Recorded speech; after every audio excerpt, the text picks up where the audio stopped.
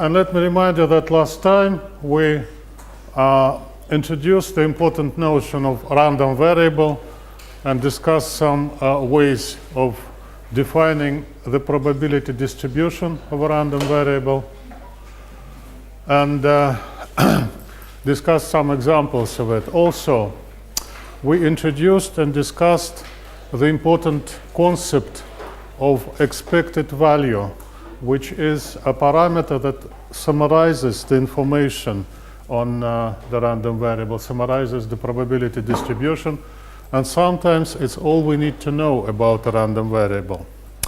Okay, this said, the next most important parameter is the parameter that characterizes the dispersion or spread.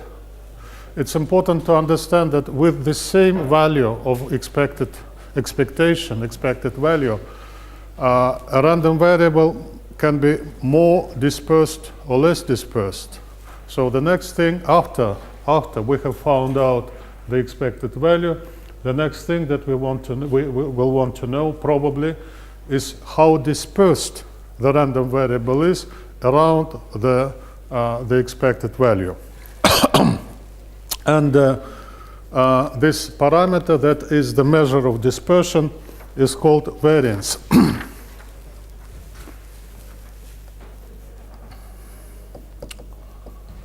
Variance.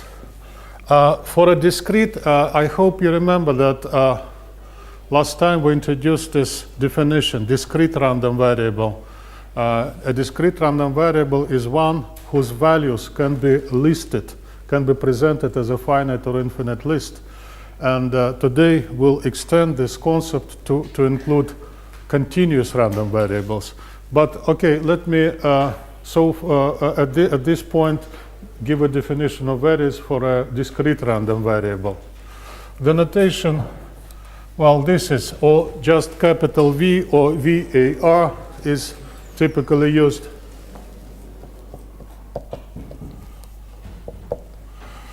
And we take this sum over all the possible values of the random variable, and for each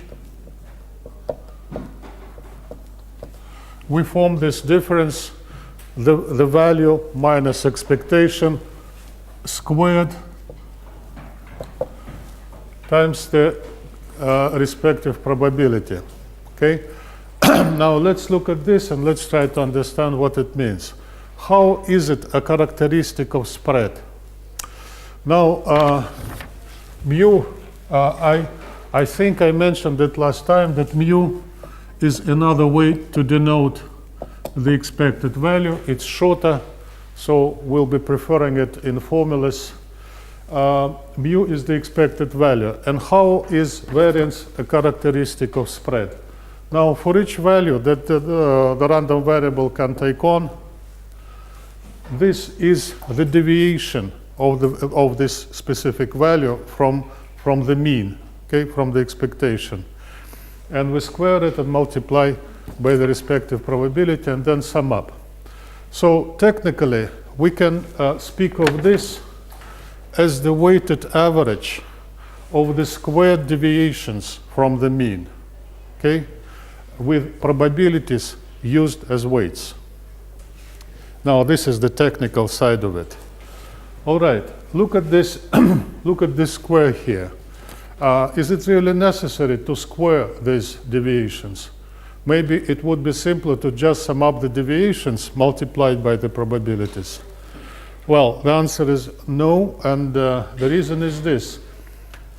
It's quite possible for the values of the random variable to deviate from the mean, well, upwards and downwards in such a way as to make the sum zero or close to zero, although the spread may be significant. Okay, do you understand this? We need to take these squares to not to lose any deviations.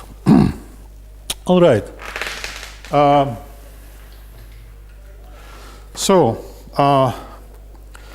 This is the definition, but there is an alternative formula for this.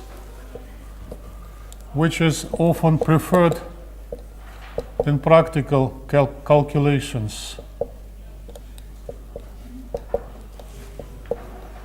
Okay, like this. Well, it's not a different definition, it's just a different formula equivalent to the first one. Well, we don't often discuss proofs, but just for a change, to give you a feel of how this can be done, let's discuss a proof of this one. All right, so this is going to be proof. And look at this. First step, we expand this square that appears here in this sum.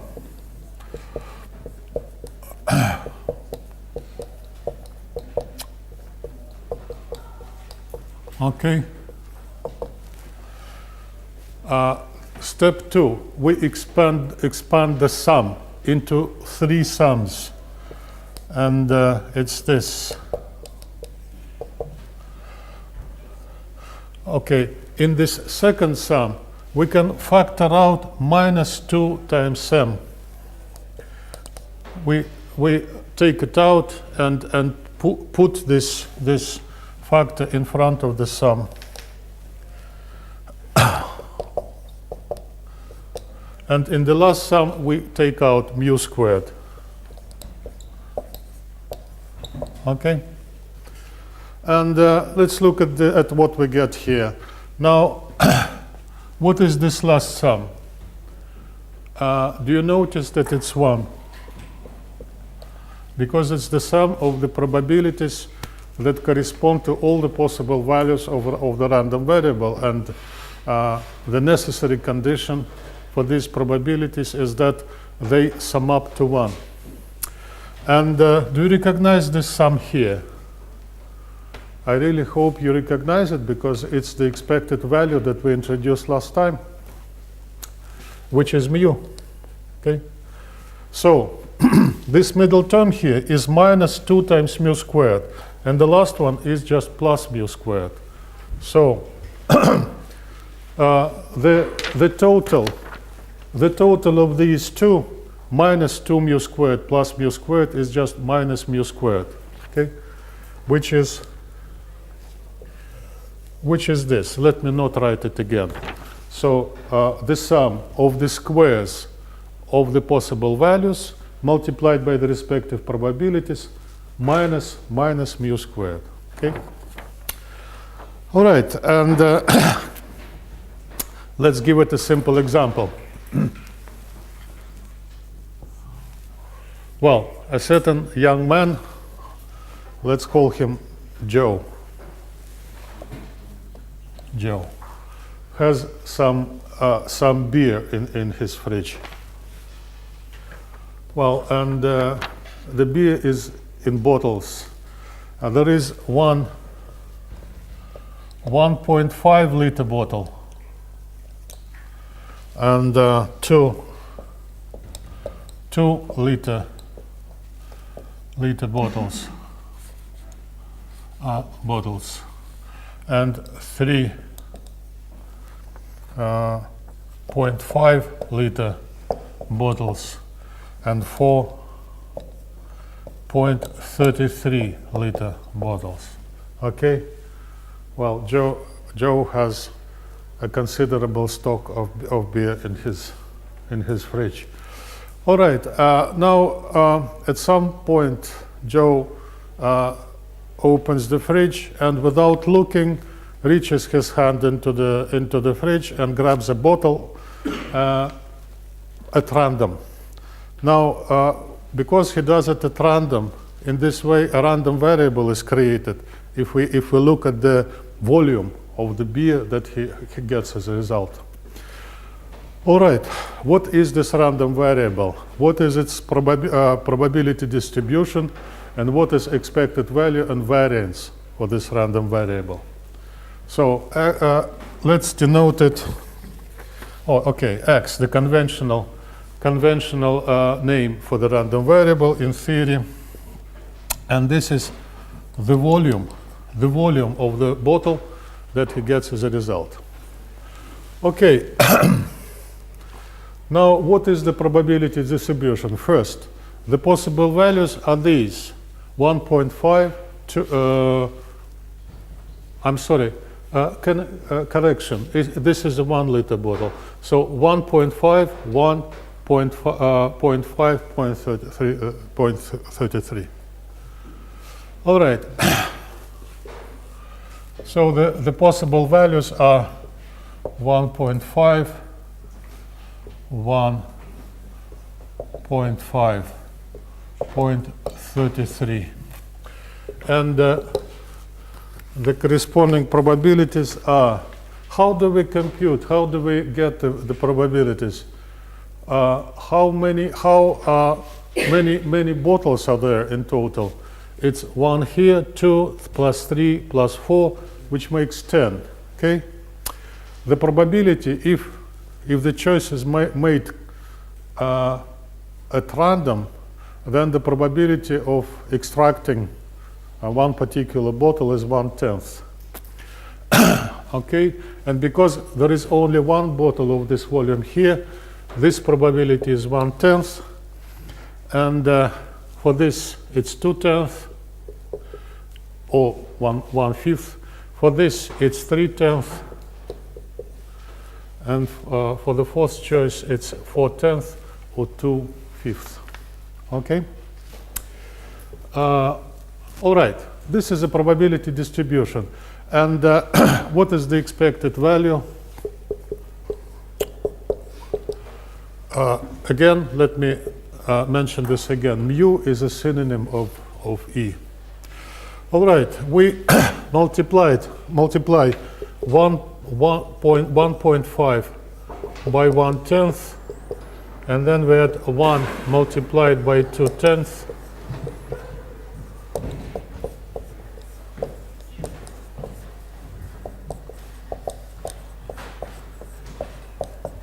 Okay, now we multiply the possible values that this random variable can take on by the respective probabilities and sum up. This is the definition of expected value. And this is what we get as a result. Now, the expected volume of the bottle that Joe can get in this way is 0.632.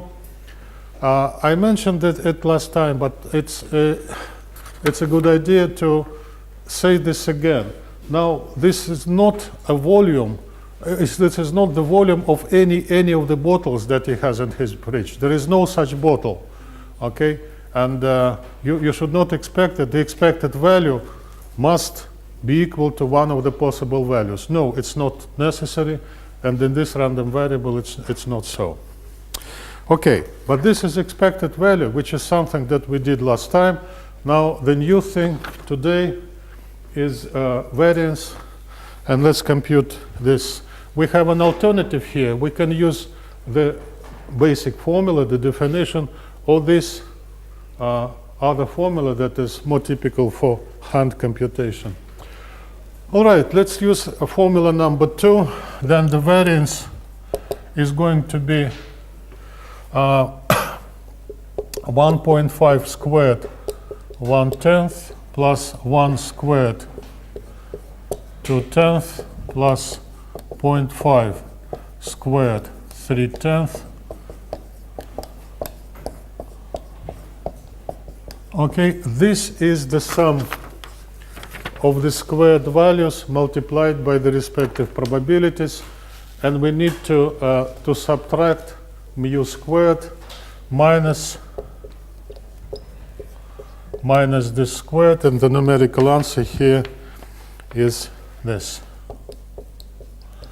Okay, now simple enough. Now, actually, variance, although it's an important theoretical instrument, is not a very convenient measure of spread in practical terms. And there is a reason for it not being a convenient measure. Let's discuss this question.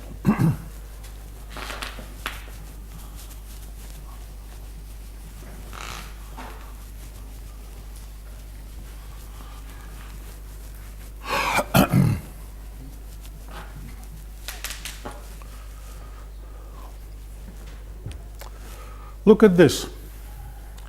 X is a physical variable. It's measured in certain units. Now, these figures are given in liters. And because they're given in liters, X is in liters. And look at this. In the expression, in the formula for the expected value, the separate values that the variable can take on are multiplied by probabilities. Probabilities are dimensionless.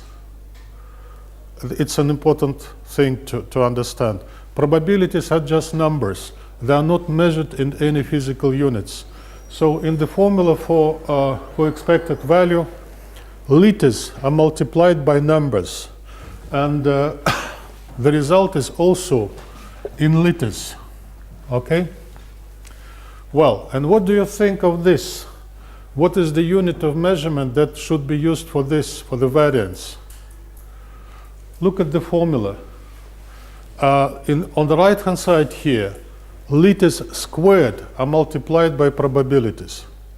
And probabilities are dimensionless. So the result is in liters squared. This is the great difficulty in using variance. It has a different unit, okay? Because it has a different unit from the variable itself, it's difficult to interpret the numerical answer, the numerical value, in any reasonable way, okay? For that reason, another measure of spread is introduced, which is the square root of this, the square root of variance, and it's called standard deviation.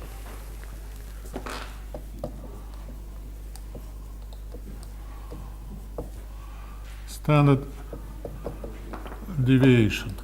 Okay. Well, this is the accepted notation for it. It's the lowercase Greek letter sigma. Okay, and by definition,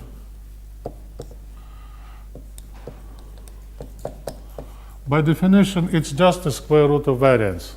Well, this subscript x is quite often omitted if it's clear from the context what random variable sigma refers to. Okay. All right, let's use an example to illustrate how sigma is a better measure of spread than variance. Okay, suppose you conduct a field marketing survey aimed at finding out the distribution of retail prices for a certain make of mobile phone. Okay, different retail outlets set their own prices and they vary. There is not just one single price. So retail prices for a mobile phone.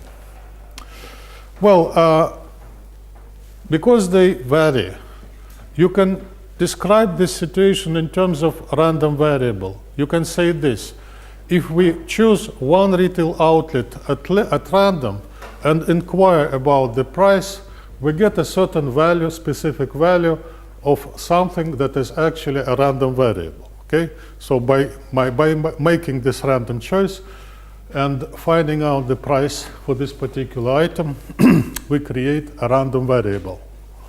All right. Now, suppose your finding in this marketing survey is that mu is $250, okay? And variance is 64, and I am not really sure how I should write dollars squared. Is it this? Should I use this symbol or not? I must admit I've never encountered this symbol squared. So let me write it in letters, in full. Dollars squared, like this. Okay. So, what can we make of it? Is it a large spread or a small spread? It's actually impossible to make any conclusions because these two quantities are measured in different units. This is in dollars and this is in dollars squared, and there is no way we can compare one and the other. Okay? What's more, if you choose a different unit, for example, if you switch from dollars to rubles, what happens to these two? So suppose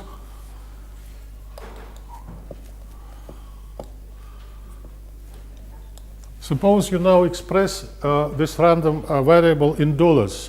Well, I'm sorry, it was in dollars, now it's in rubles.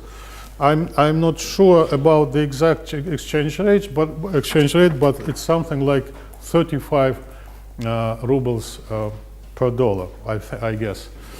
Let it be just exactly 35. Then if you express these prices in rubles now, what happens to this and to this? Now, because each particular price is now measured in rubles, which is a smaller unit, the prices are multiplied by a factor of 35, okay? And accordingly, this will be multiplied by a factor of 35. So mu now, let's call it,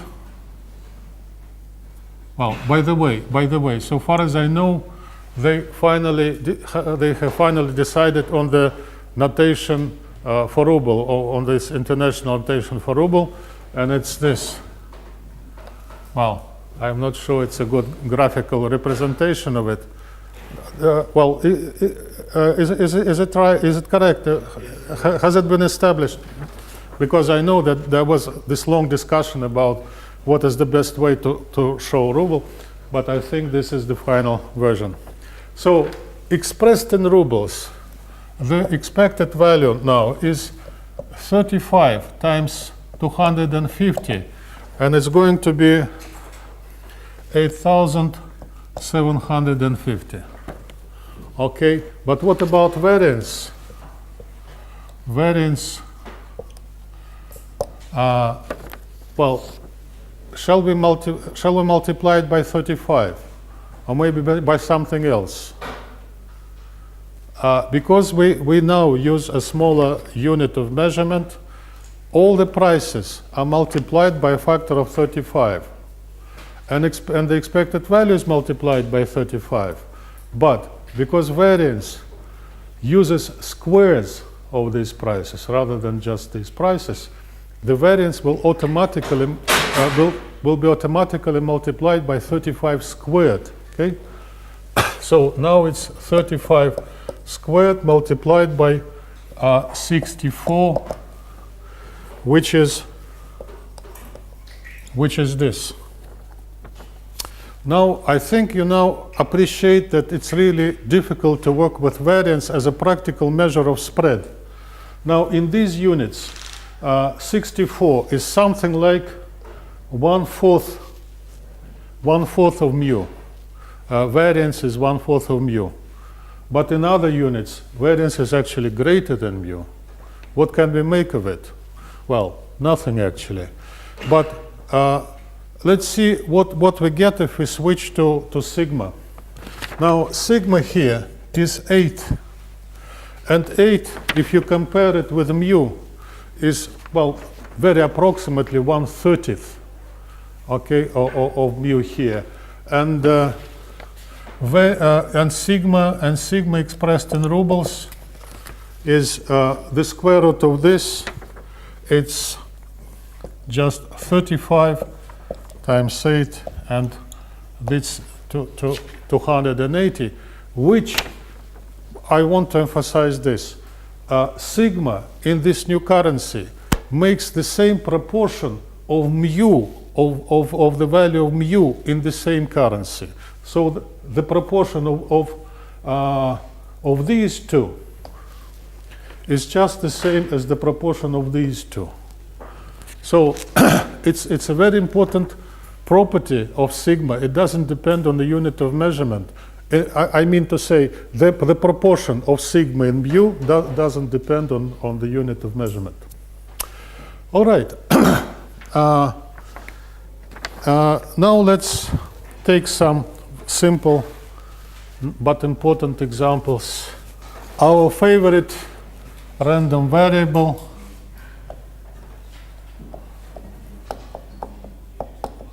that arises in a Bernoulli trial. Okay? The probability distribution, let me remind you, is this. Two possible values, and the respective probabilities are p, just p, and q, which is equal to 1 minus p. All right. Now, I think last time we computed the expected value of this, but let's do this again, and then we'll go on to compute the variance and sigma. So, mu is equal to 1 times p plus 0 times 1 minus p, which is just p. So the expected value of, of the random variable that arises in the Bernoulli trial is this. Now what about variance? Okay, it's 1 squared times p plus 0 squared times 1 minus p minus p squared. Well, this is formula number 2, but we would arrive at the same thing if we used formula number 1. All right, this middle term is 0, so what it boils down to is p minus p squared, or p times 1 minus p. Or else it's p times q if we use this other notation, if we use q. All right. Now let's comment on this. First, let's plot a simple graph.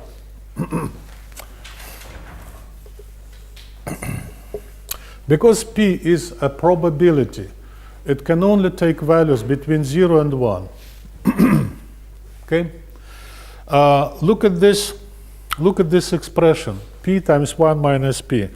What kind of function is that?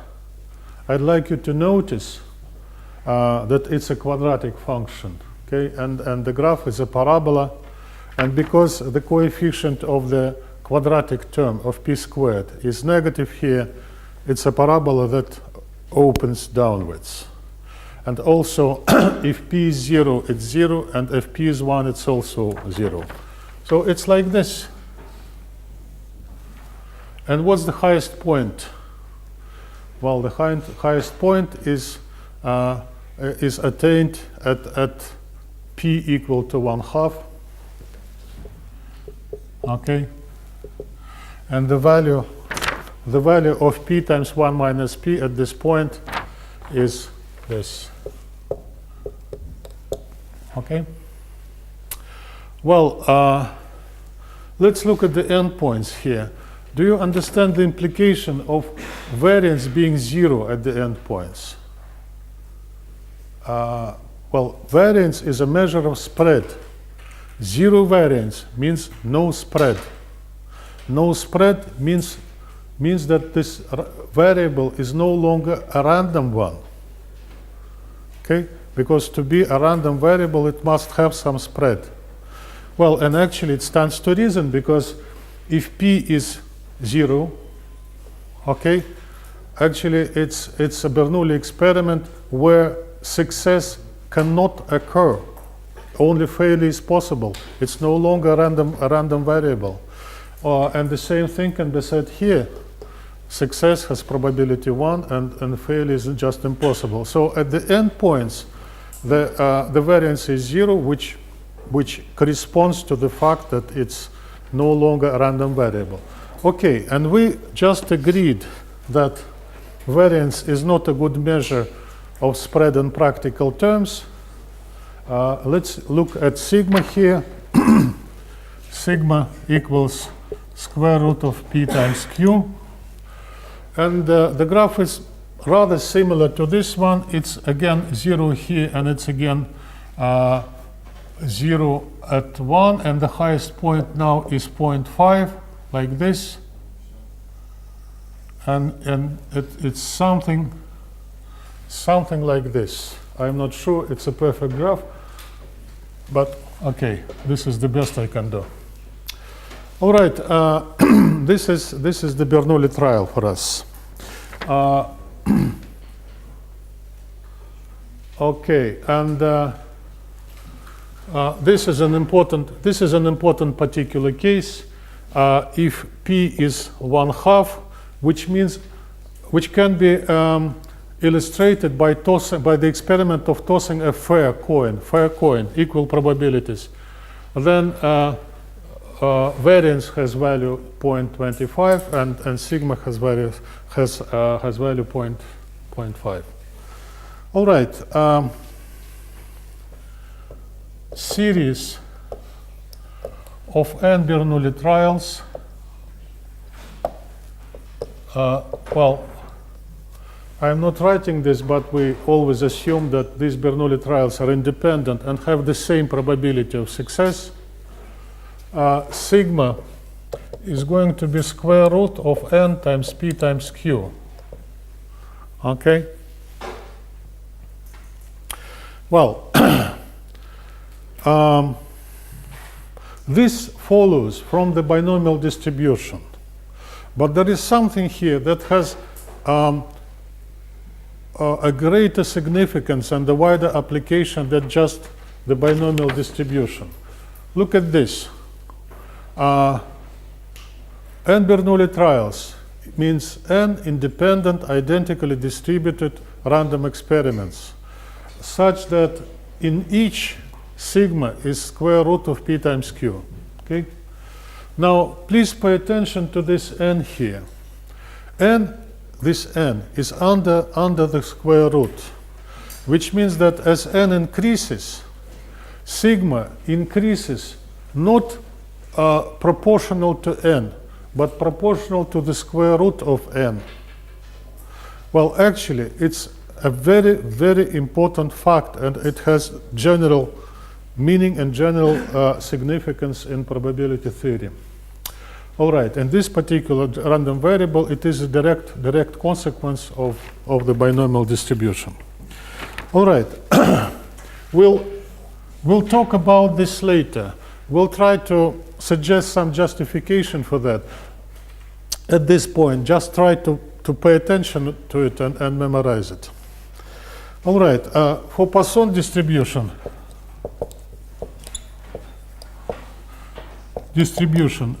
with mean lambda. Well, obviously, mu, which is the mean, is just this. What is very characteristic of a Poisson distribution is that the variance is just the same number. The variance is equal to the mean, and sigma is equal to the square root of lambda.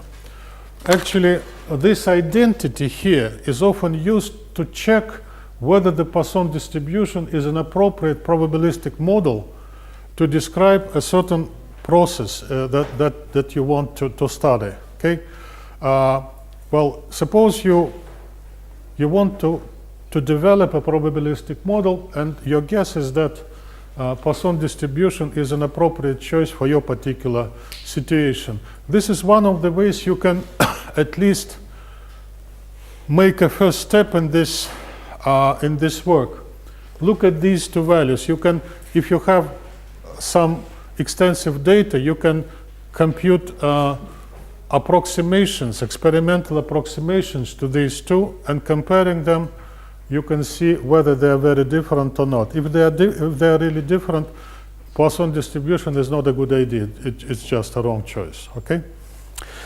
Well, if you don't have any questions here, let's move on and discuss a very important theoretical statement in probability theory, which is Chebyshev's inequality. As I told you at our first lecture, Chebyshev was a Russian mathematician of the 19th century who made a very, very significant contribution to the modern probability theory. And one of the things that he did is this. Suppose x is a random variable with expected value mu and standard deviation sigma. What's important, we are not assuming any law, any probabilistic law for this. We don't assume that it's binomial or Poisson or anything else. Okay? It's just any law.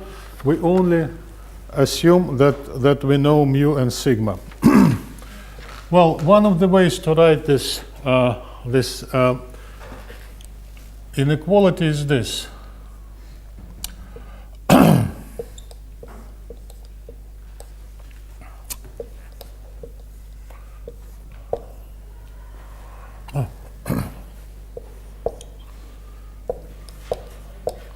Okay.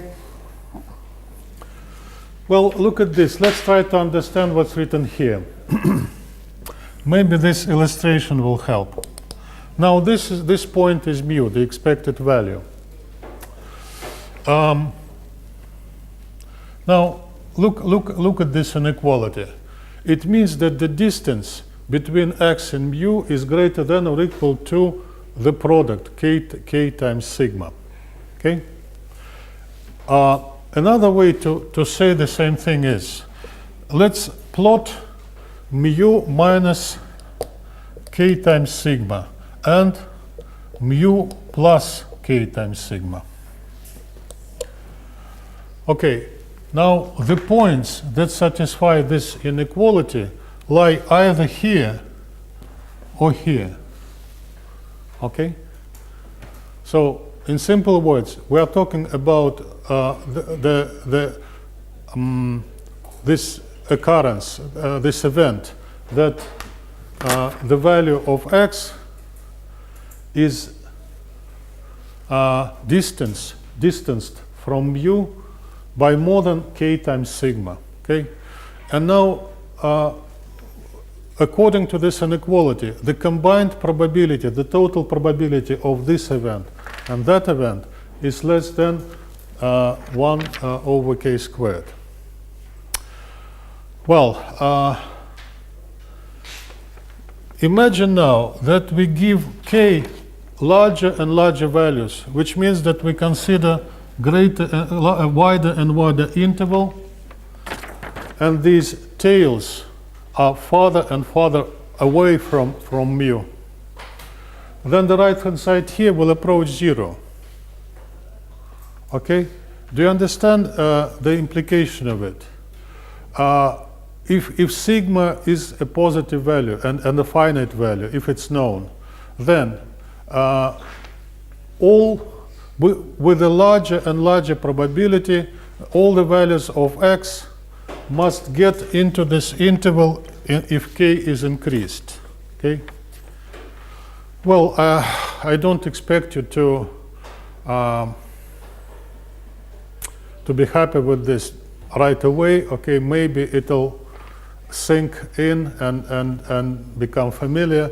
But let me tell you, this inequality is of fundamental importance. One of the things that depends on it is the so-called law of large numbers that we are going to mention a bit later. Okay, now let's give this an example, just an example.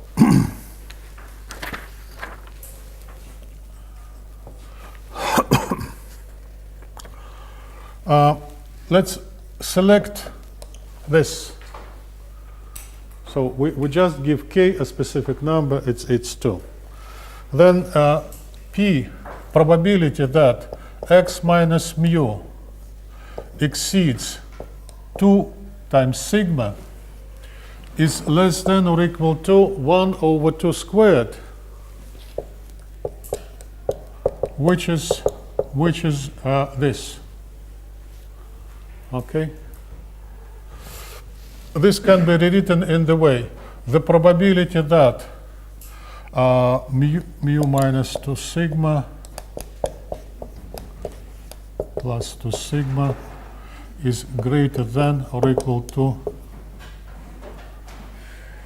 like this. So, no. Well, it's just a different way to say the same thing. If this is mu minus 2 sigma, mu plus 2 sigma, the probability that the value of x gets within this interval is at least equal to 0.75. Okay? And again, let me again say this. We don't assume any specific law, any probability distribution for this random variable. We only assume the existence of mu and sigma. Now, for a specific law, for a particular probability law, typically, actually this value on the right-hand side is larger than that. Now, the Chebyshev inequality guarantees that for any law, this probability is at least equal to 0.75 for k equal to 2. But for a particular law, it can be a larger value. Let's say that for so-called normal distribution, which we are going to discuss very, very shortly, and this is probably the most important distribution, this value is equal to 0.954. Okay? So for any random variable with any mu and any sigma, this must be true. For a particular random variable, it can be and typically is a larger value. For example, for the normal distribution, in this, this probability is just equal to 0.9954. All right.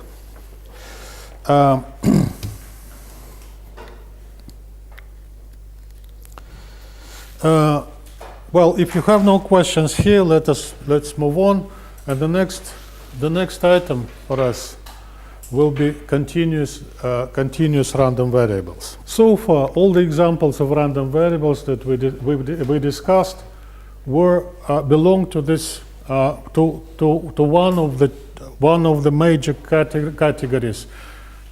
Well, it was our first category of random variables. It was called discrete. It's called discrete random variables. And although I've said it more than once already, let me say that again. A discrete random variable is one whose values can be arranged as a list, either finite or infinite. Now, not all random variables are like that. Sometimes there is no way we can list all the values that can be taken on by the random variable. For example, suppose we perform a field study of the distribution of body weight in a certain population. Okay?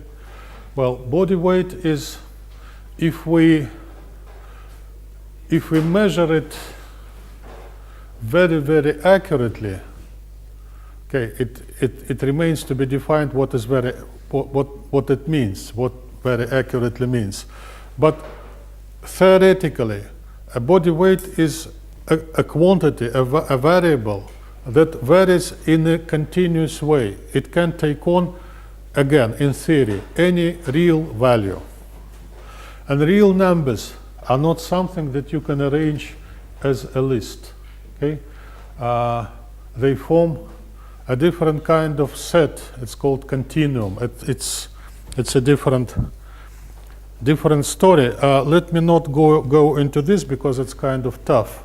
But just for us, for the purposes of this discussion, there are infinite sets that can be listed. They're called countable. And there are infinite sets whose members can't be listed. And the main example of this is the set of real numbers, or the set of real numbers contained in some interval, finite or infinite. Okay? Well, another example like this. Suppose we look at the exact amount of liquid put in a bottle by a machine. Again, it can be any real value within certain limits, of course. Or maybe the exact amount of time spent by a doctor to receive a patient, to treat a patient. Anything. Well, you can come up with a lot of examples of your own of this kind. Okay, now how is a continuous random? Let's write it down just to be formal. A definition. A random variable is called continuous if its values feel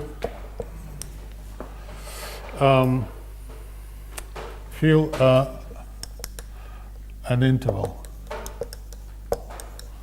Okay. By this I mean, well, it can be an infinite interval. It can be the entire real line from negative infinity to positive infinity, or it can be some bounded interval. Well, bounded or not. Okay. So the entire real line is also a particular case of this. A semi-infinite interval is also part of this, and just an interval from A to B is also a possibility here. All right. So looking at this, how is a continuous random variable different from a discrete random variable? Why do we have to invent a new name for it and treat this as a separate category? Now, the new thing, the difficult thing here is this. The way to describe or define a discrete random variable is by presenting this table, the table of possible values and the corresponding probabilities. Now, this is impossible for a continuous random variable. Exactly this is impossible. And the reason is that the values of a continuous random variable just can't be listed. You can't list all the real numbers in an interval, or all the real numbers on the entire real line. They can't be listed. Let's write it here. Values, okay, just as a reminder, values of a continuous random variable can't be listed.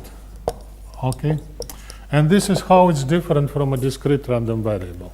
But, okay, the values can't be listed. Then how are we supposed to introduce the probability distribution? Okay? We need a totally separate, a totally different approach to this. What's more, there is a very serious issue here. I'll try to approach this difficulty by first drawing an analogy. Okay? Suppose this is an interval, a segment, a line segment, a segment on a line, okay? Interval from A to B. And it has, the segment has a length. So the length is B minus A. If B is greater than A, then B minus A is a positive number. It's an interval of positive length. This is okay. But the next question, well, actually it's quite difficult, but we're quite accustomed to it, so we don't perceive it as difficult. The question is this, and what's the length of a point on this interval? Let's pick just one point. What length do we associate with a point? And actually it's a difficult question, because a point doesn't have a length. The length is 0. The length of any point, we associate positive length with a segment, not with a point. So any point on this interval has 0 length, and at the same time, the interval that consists of these points has a positive length.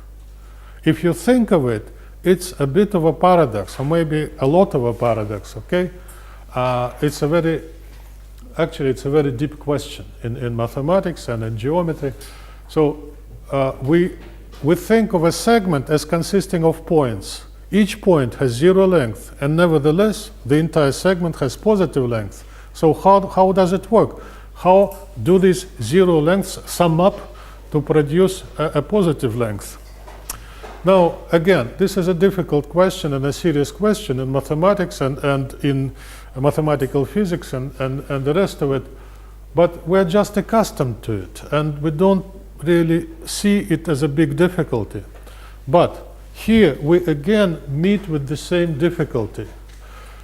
We have a continuous random variable, and let's ask ourselves, what probability do we ascribe to one point, to one specific value? Because it's a continuous random variable now, the only possible number is 0. We cannot ascribe any positive value to one point in an interval, or to one real value among a continuous set of real values. So each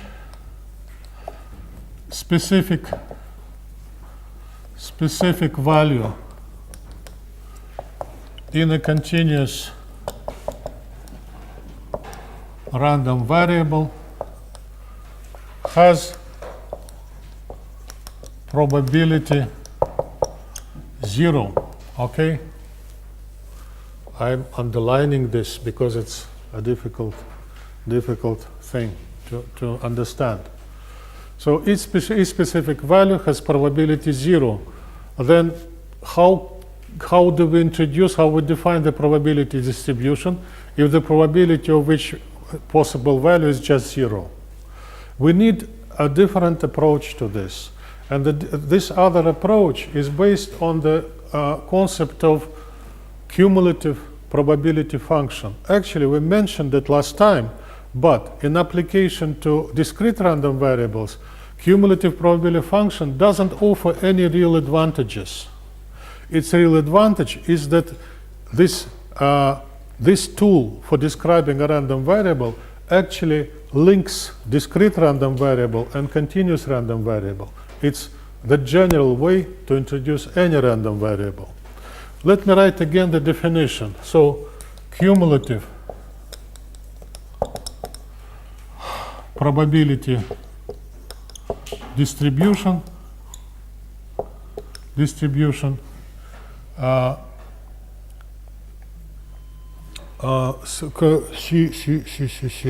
well, sometimes I lose track.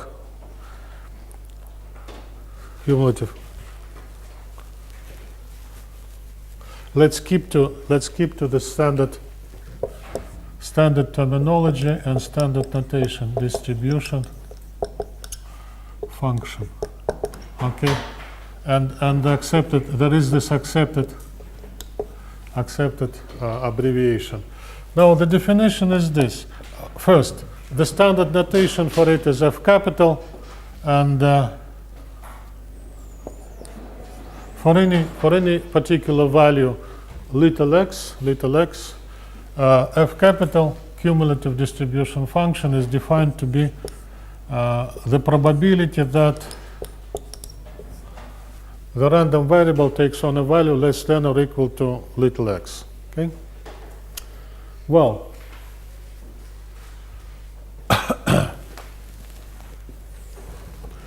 again, we can define and we can study the cumulative probability function for any random variable. This is the most general way to describe a random variable.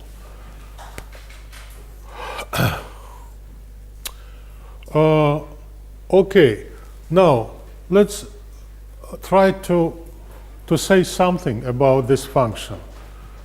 Do we know anything about it already?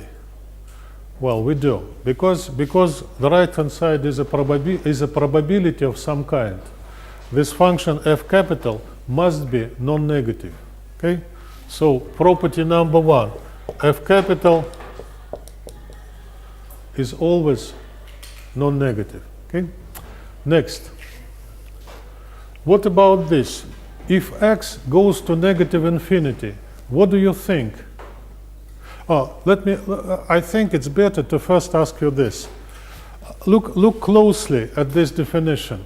The probability, the right-hand side, is the probability that the random variable takes on a value to the left of this given little x. Now suppose we move this little x to the right indefinitely. Suppose x here, little x, goes to positive infinity. What do you think? What happens to this probability? Yes? No. I thought you had a theory. Well, let me ask you first. If x increases, x lowercase increases, what happens to this quantity? Does it increase or decrease? If this x goes to the right, does the probability that the random variable takes on a value to the left of it, is it going to be larger or smaller? Well, Well, of the two options, you chose the wrong one. It's going to be larger, okay? If x lowercase goes to the right, the probability by this definition, by the meaning of what's written here, it can only increase. Well, if x lowercase here goes to positive infinity, then there is a limit to this increase, okay? The probability can't be greater than 1. And if x lowercase here goes to positive infinity, this probability approaches 1. So the limit as x approaches positive infinity is 1. And if we do it the other way, if x lowercase goes to negative infinity,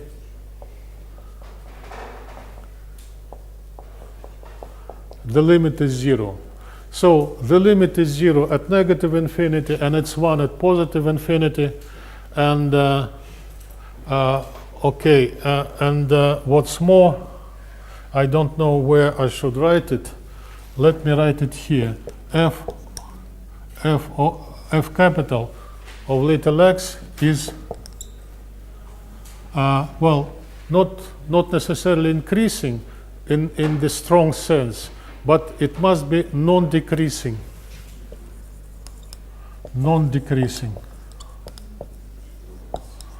All right. Something like this. Something like this. So this is x, and this is f capital. 0 limit at negative infinity, limit of 1 at positive infinity, increasing positive.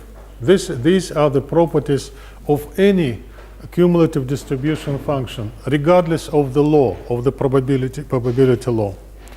Okay, this is one of the ways to represent a continuous random variable. But we can do something else here. Look at this. If we identify 2 points on the real line, then the increment of the two values of f capital gives the probability that x capital, the random variable, gets within this interval. Okay? So it follows directly from the definition of the random variable. Let's write it here.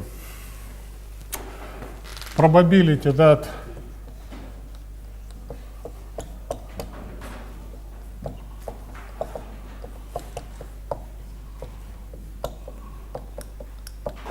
okay.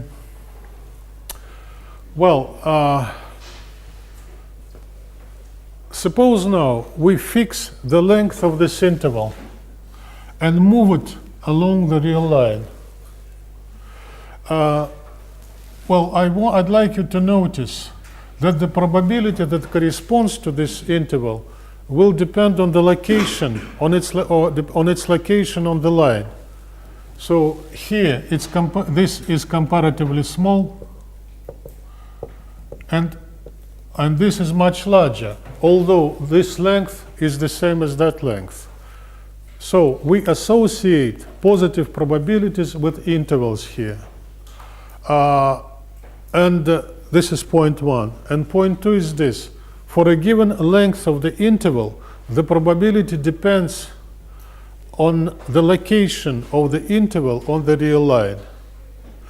And this second aspect we would like to study and give a formal expression of. And the formal way to express it is this. We introduce, apart from cumulative distribution function, we introduce this. The derivative of f capital, this prime here, stands for derivative. The derivative of f capital with respect to x lowercase.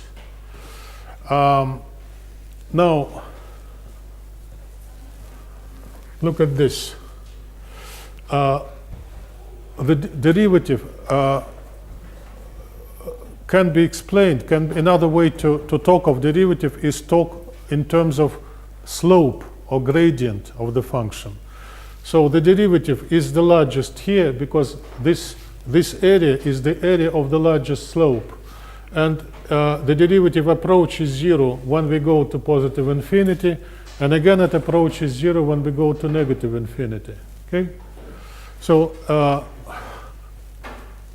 typically, the typical picture would be this, something like this. Okay?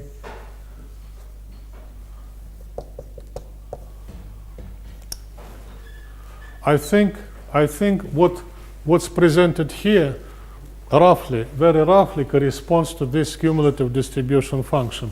There is a certain maximum that corresponds to this area here, maximum slope, and at the extremes, this derivative approaches 0. Okay. Now we should probably have mentioned that at once that because the cumulative distribution function is non-decreasing, this derivative is greater than or equal to 0. It's non-negative. Okay. Well, okay, and also the integral from negative infinity to positive infinity of this is, well, I don't know if it makes sense to ask you what this integral is. Okay, let's not waste time. It's 1. Okay, it's the difference between the two extreme values of the cumulative distribution function, which is 1. Now these are the main properties of this other function, and it's called probability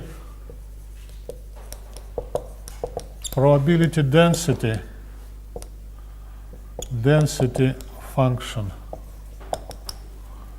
Okay, density like this, and PDF is the standard abbreviation for this. Now, maybe, well, sometimes or maybe often, trying to explain this, the authors of textbooks use this analogy from mechanics. Okay, think of a body that has a volume and a mass. Now, the mass of any given point in the body is 0, okay, and still the entire body has a finite mass. Now, this is a similar situation. The probability associated with any given point is 0, and still all these points put together, that is the set of possible values, has a finite probability that is actually equal to 1. Okay, but in this mechanical situation, we can also talk of density.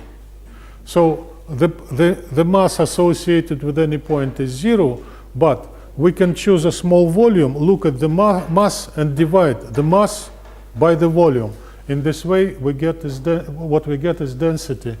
And the word density here comes from this analogy, okay? So we can't associate positive probabilities with points, but we can associate a certain value of this density function with a point. Now we are going to define what expected value means for a continuous random variable and what variance means. Expected value.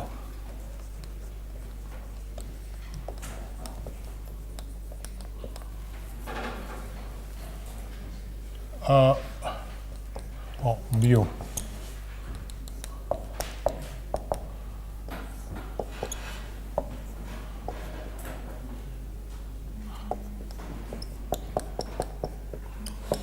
Well, expected value and variance are introduced through this function, probability density function. Okay. Well, look at this. And if you compare it with the definition of expected value for a discrete random variable, you'll notice that what was a sum is now an integral. The value, the possible values are still there, okay? But in the sum that gives the expected value for a discrete random variable, in this position we have probabilities corresponding to the separate values that are possible for the random variable. Here, x is a possible value, but now it's a value from a continuous set, and we multiply it by the density function, okay? And then we take this integral. Okay, this is expectation. Actually, it's a complete this is completely analogous to the definition of expectation for a discrete random variable. All right, and variance, again, it's perfectly analogous. It's the integral from negative infinity to positive infinity. And again, we take this difference. It must be familiar by now. This is the deviation of the value x from the mean, and we square it, and then we multiply it by the density function and integrate. Okay, these are the definitions. All right, it's time to give some examples of continuous random variables. Now, the simplest and quite important example of a random variable is the uniform.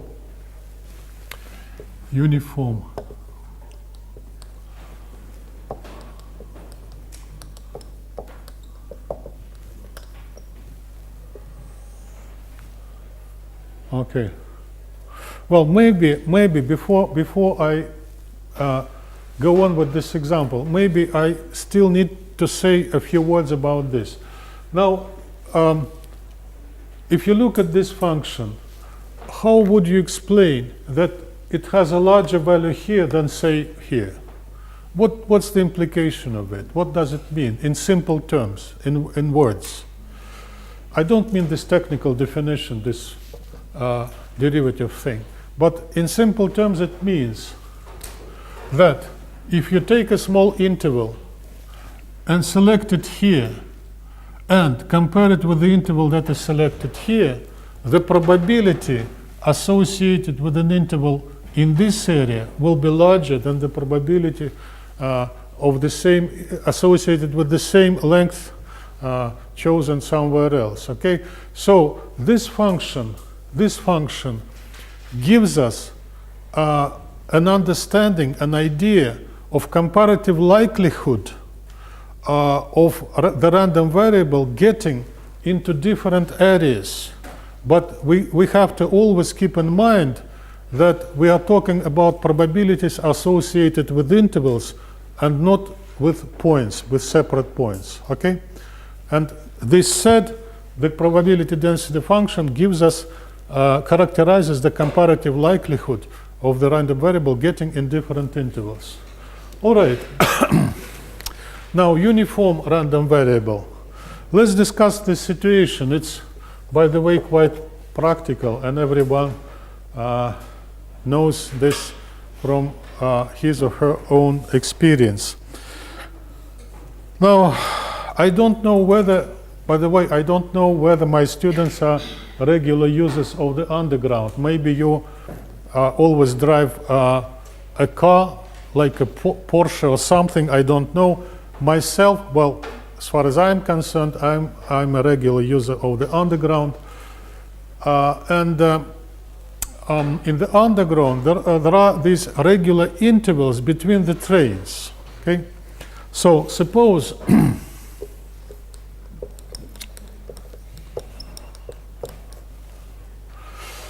suppose, just for the sake of this discussion, that trains run every 3 minutes. The trains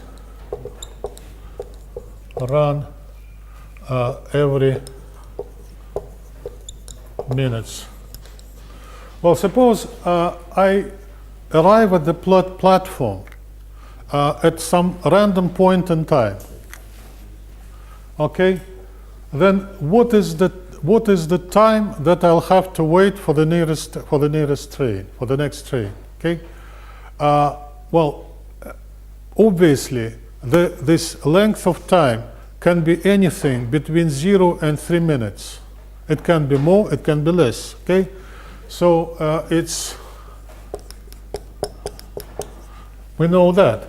So if we use this capital T for the well. Before saying this, we need to understand and state that T, which is the time that I'll have to wait for the next train, is a random variable. If I arrive at a random point in time, there is no way of telling in advance how long I will have to wait.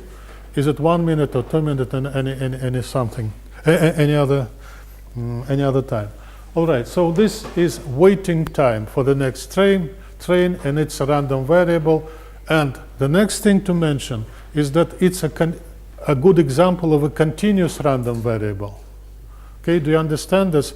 Waiting time can be any real number between 0 and 3. It's not some finite list of values that can be arranged as a list. All right, and the next question is this.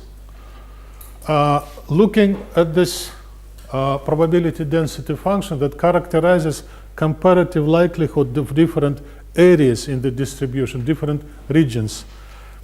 Let me ask you this. If I arrive at the platform at a perfectly random point in time, is it more likely that I'll wait something like 1 minute or something like 2 minutes? Is 1 minute of waiting time any more likely or any less likely than waiting 2 minutes? Well, intuitively, there is no difference.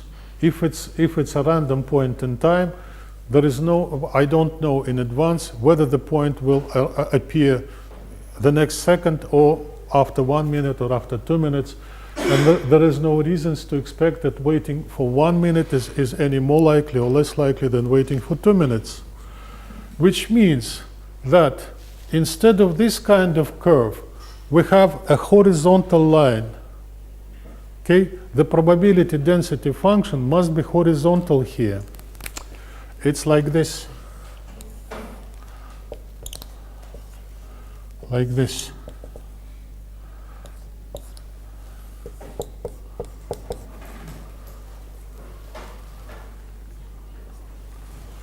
Do you understand what I'm trying to say? And this idea is reflected here in this title, uniform. There are no more likely or less likely regions here. Okay, all the intervals are equally likely. Okay, let me tell you. Let me ask you as a check. What's the height here? What's this value?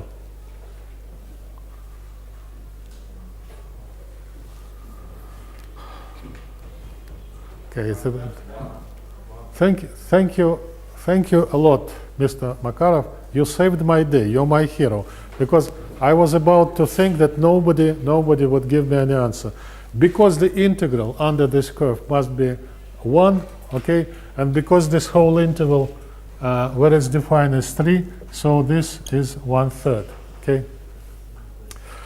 And by the way, it's going to It's going to be on the tape. So you did it for the whole world. You showed that you actually know something. All right. I feel much better. Okay, this is 1/3. So this is an example. By the way, it's quite a realistic example of the so-called uniform random variable. General uniform random variable. Well, it's defined in this way.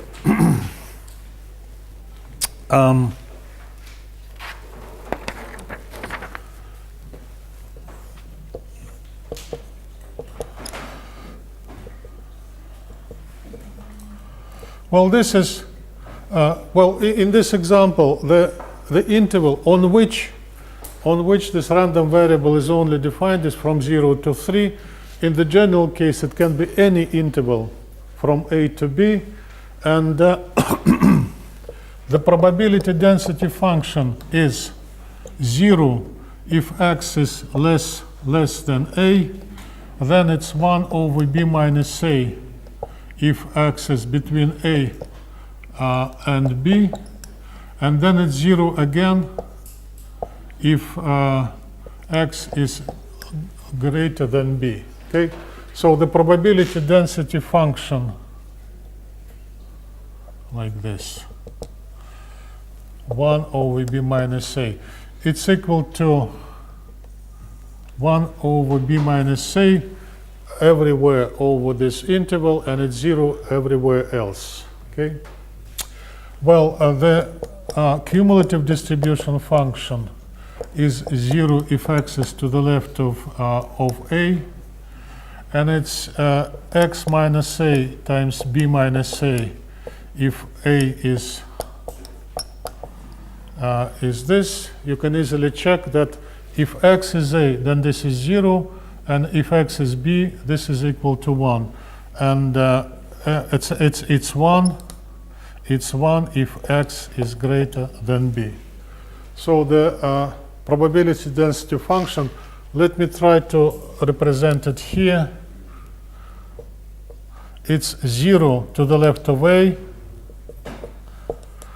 Then it increases in a linear manner like this and reaches 1 at the right end point, and then it's 1. Well, because probability density function is constant and cumulative distribution function is the integral of PDF, then cumulative function must be a linear one, and it is. And something else here. Now, suppose you okay, so E of x. Well, looking at this, you can easily guess what the expected value is. It's uniform. It's distributed in the uniform way over the interval from A to B, and the expected value is just the middle of this interval, B plus A minus over 2, and the variance. Well, this is not so intuitive, B minus A squared over 12, but it's a good example, by the way, for you to do independently. Please try obtaining this formula at home. All right. Apart from being having some importance in its own right, the uniform distribution plays an important role in modeling some other distributions.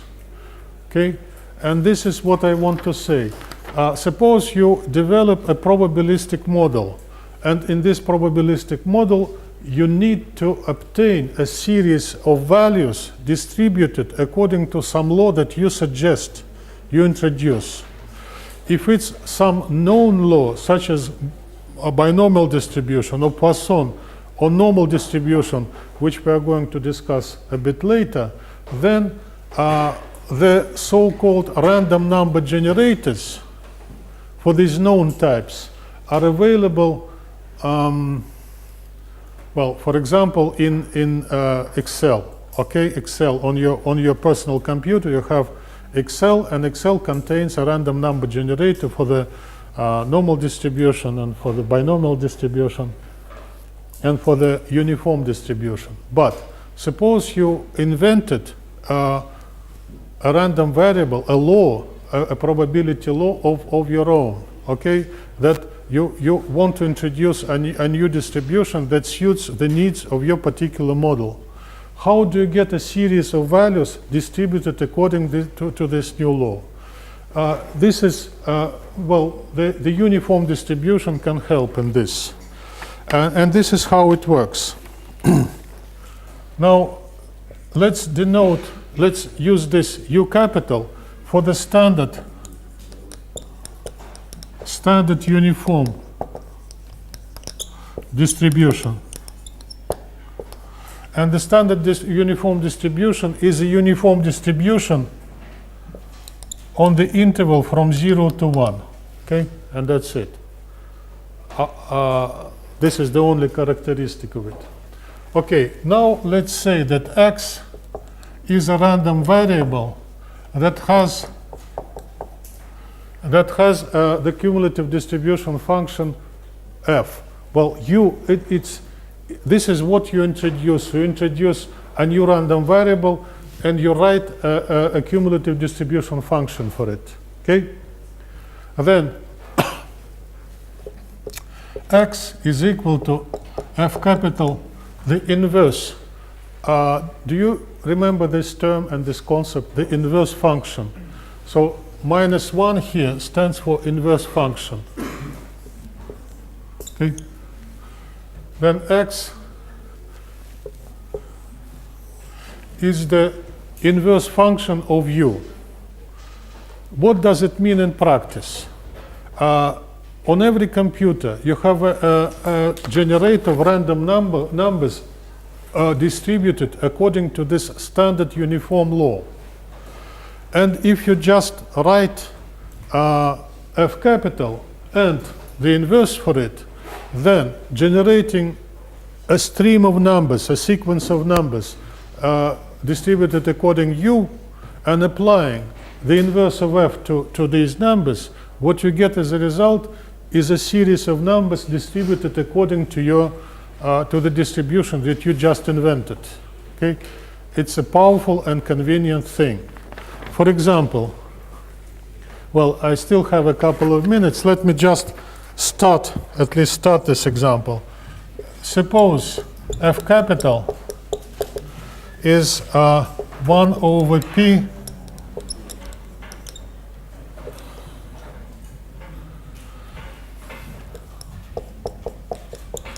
okay, 1 divided by p times arctangent of x plus 1/2. Now, do you understand what the probability density function for it is? Again, here we need to recall something from calculus. It's this. Okay? So you have a guess that maybe this probability distribution function will work well in the application that you are developing. Then you need a way to generate a sequence, a series of numbers that follow this distribution law. Okay, and this is how it works. You use a random number generator for the standard uniform function, and then x equals tangent pi over u minus 1/2.